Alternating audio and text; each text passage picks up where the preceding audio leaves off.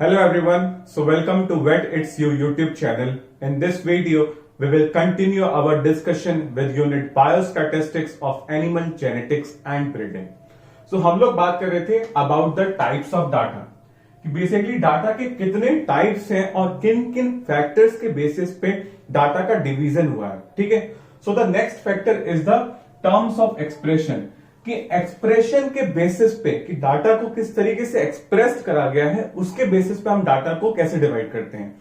So the first type of the data is the qualitative data. When the data are expressed in the terms of a definite statement और when the characteristics of observation is a quality और attribute, कि जब भी हम data को किसी statement के रूप में प्रेजेंट करें या तो कोई डाटा हमने जब एक्सप्रेस करा तो वहां पे क्वालिटी और ट्रेट की बात करी जाए तो ऐसा डाटा जो होता है ना वो क्वालिटेटिव डाटा कहलाता है. ठीक है. Let's take an example. Now we are measuring the intelligence of a student. एक बच्चे की हम इंटेलिजेंस को मेजर कर रहे हैं तो हमने कहा कि भाई इसका आईक्यू बहुत ज्यादा है, इसकी पर्सनैलिटी बहुत अच्छी है, इसका कॉमन सेंस बहुत ज्यादा अच्छा है. ठीक है. तो हमने यहां पे क्या बात करी, उसकी क्वालिटीज के बारे में. यहां पे कोई भी न्यूमेरिकली हमने उसकी बात नहीं करी, न्यूमेरिकली डाटा एक्सप्रेस नहीं करा. तो जब भी हमने डाटा एक्सप्रेस करते टाइम किसी की भी क्वालिटीज के बारे में बात करी जिसे हम न्यूमेरिकली एक्सप्रेस नहीं कर सकते, उस फॉर्म में जब हम डाटा कलेक्ट करेंगे ना तो उसको क्या कहलाएंगे, qualitative data. Okay. So the next type of the data is the quantitative data. These are the measures of quantities expressed in a well-defined units or when the characteristics of observation is quantified, we get the quantitative data. ठीक है. जब भी हम किसी data को, किसी observation को numbers के फॉर्म में एक्सप्रेस कर सकेंगे ना तो जो वहां पे डाटा होगा ना उसे क्या कहेंगे हम, क्वांटिटेटिव डाटा. ठीक है. Let's take an example. मान लो रैंडमली मैंने 1000 लोगों की एज का डाटा मुझे कलेक्ट करना है. तो भाई एज क्या है, एज को मैं नंबर्स के फॉर्म में रिप्रेजेंट कर सकता हूं. लाइक किसी की एज 22 है, किसी की 23, 24, 25, 26. तो ये जो भी ऑब्जर्वेशंस है मैं इनको नंबर्स के फॉर्म में एक्सप्रेस कर सकता हूं. ठीक है. तो जो मेरे पास डाटा कलेक्ट होगा इस डाटा को मैं क्या कहूंगा, this data belongs to a quantitative data. ठीक है. So moving on, the next type of the data is the semi-quantitative data. So the data consists of affirmative or negative answers put to any questions.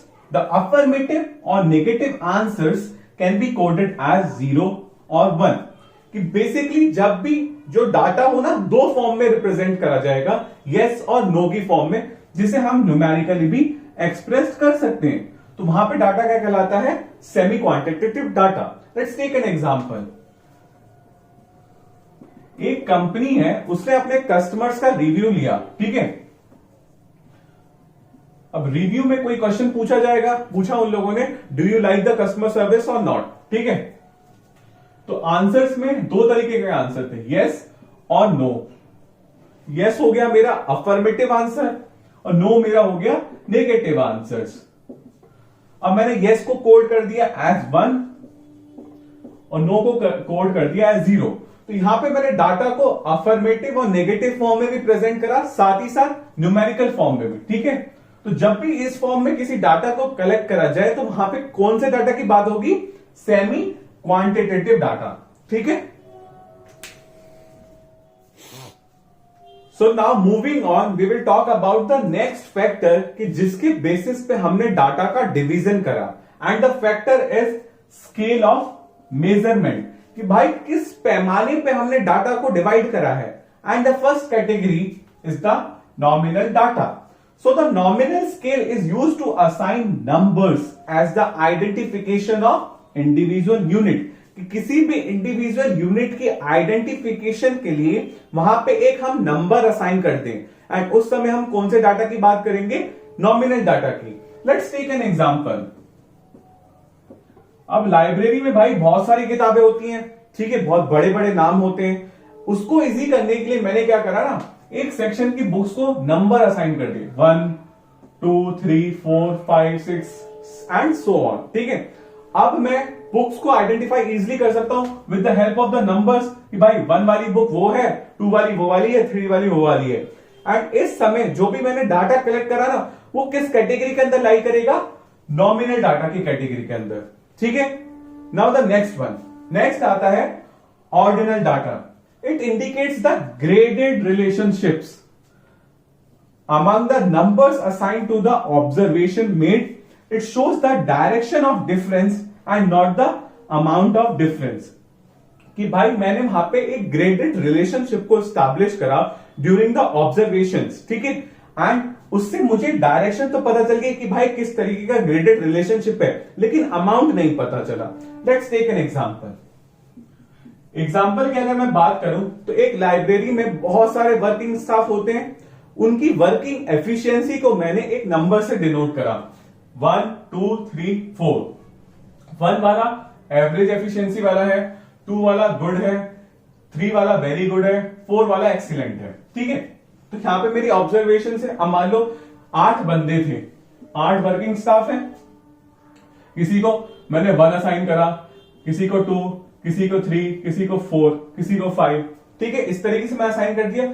तो यहां पे मैंने observation के time पे एक graded relationship तैयार कर दिया। जैसे किसी को अगर 4 मिला तो उसकी वर्किंग एफिशिएंसी बहुत ज्यादा है, किसी को अगर 1 मिला तो उसकी वर्किंग एफिशिएंसी सिर्फ एवरेज है। ठीक है, तो यहां पे ग्रेडेड रिलेशनशिप है कि 4 वाला बहुत अच्छा है, 1 वाला अच्छा नहीं है, एवरेज पे है, 3 वाला वेरी गुड वाली कैटेगरी में लाई करता है।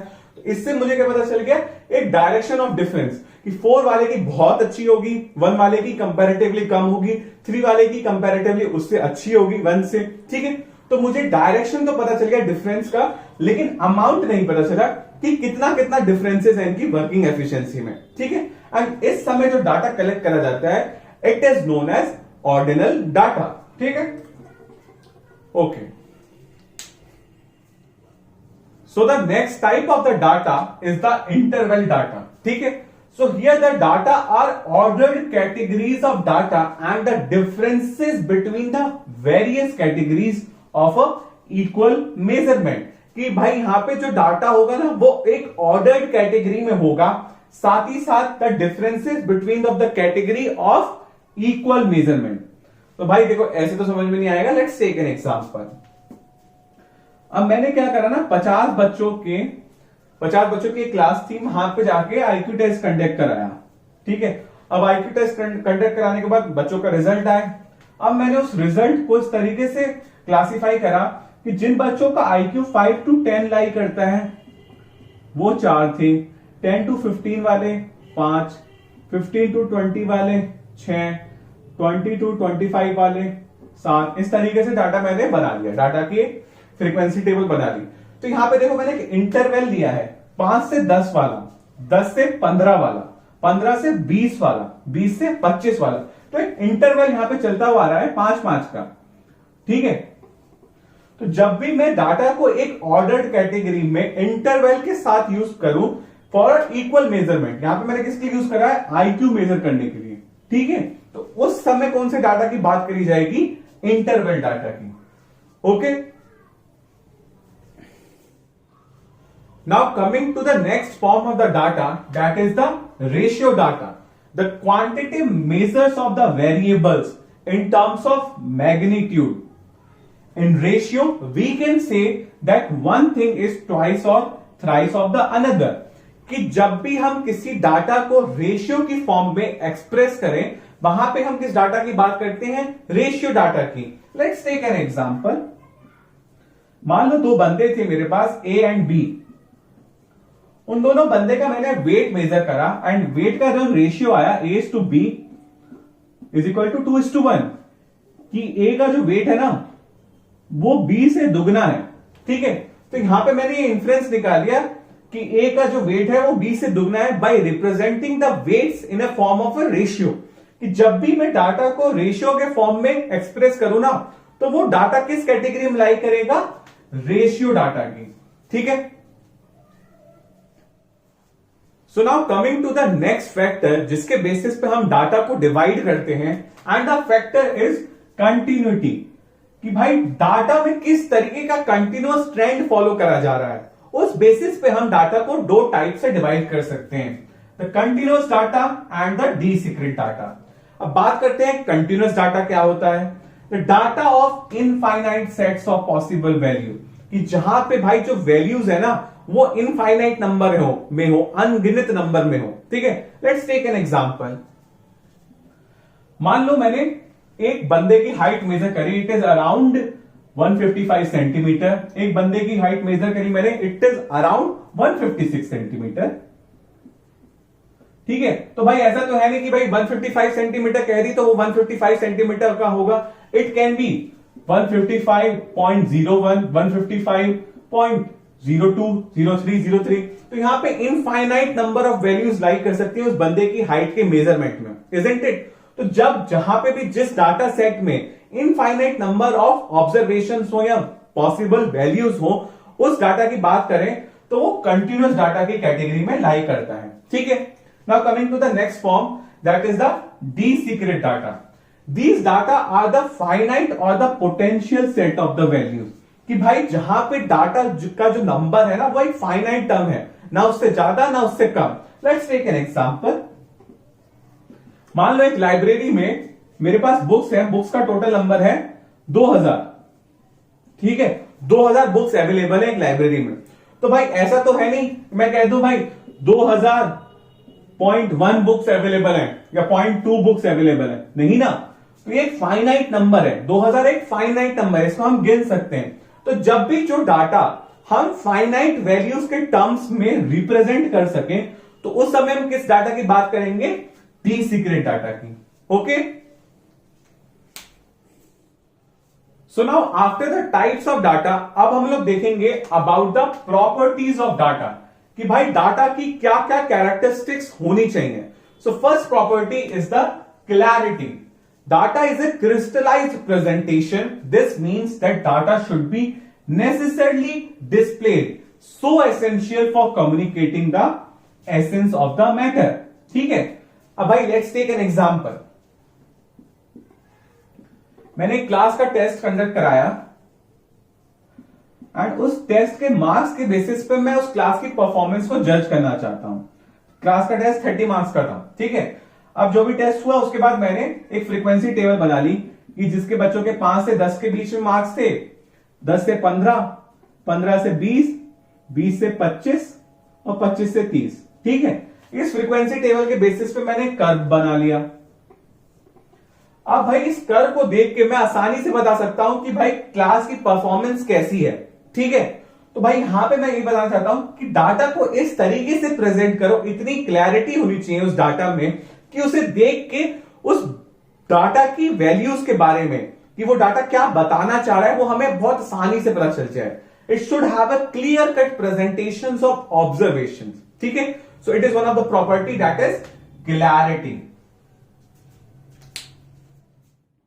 So that's all for this video. I hope you like it. So please like, share, comment and subscribe to my channel Vet It's You. Thanks for the watching. An initiative by Ankit Kaushik.